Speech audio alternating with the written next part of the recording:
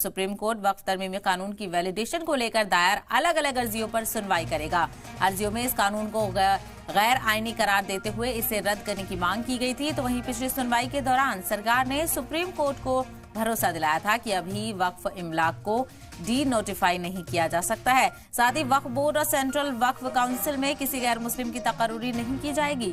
Court ने सरकार और अर्जी गुजारों को जवाब दाखिल करने के लिए वक्त दिया था और अब दोनों के जवाब मिलने के बाद सुप्रीम कोर्ट आज इस मामले की सुनवाई कर रहा है। आज नए चीफ जस्टिस BR गवई की बेंच इस मामले की सुनवाई करेगी। ऐसे में ये देखना अहम होगा कि कानून के अहम प्रोविजंस पर रोक जारी रहती है या नहीं।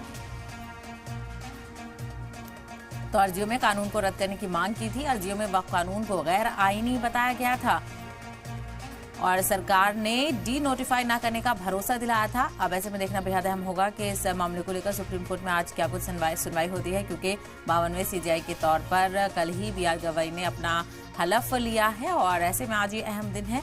उनके हवाले से पहली सुनवाई इस बिल को लेकर देखने को मिलेगी। तो अर्जियों में कानून को रद्द करने की मांग की गई थी। वक्फ कानून को लेकर सुप्रीम कोर्ट में आज अहम सुनवाई होने वाली है। सरकार और अर्जी गुजार की तरफ से दाखिल हो चुके हैं जवाब। दोनों के जवाबों के बाद कोर्ट आज इस मामले को लेकर सुनवाई कर रहा है। वक्फ कानून पर सुप्रीम कोर्ट में आज अहम दिन।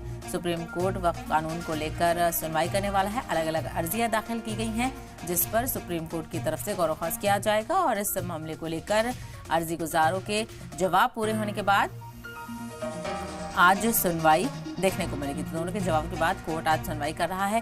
ऐसे में देखना बेहद अहम होगा कि कोर्ट की तरफ से क्या कुछ स्टेटमेंट निकलकर सामने आते हैं।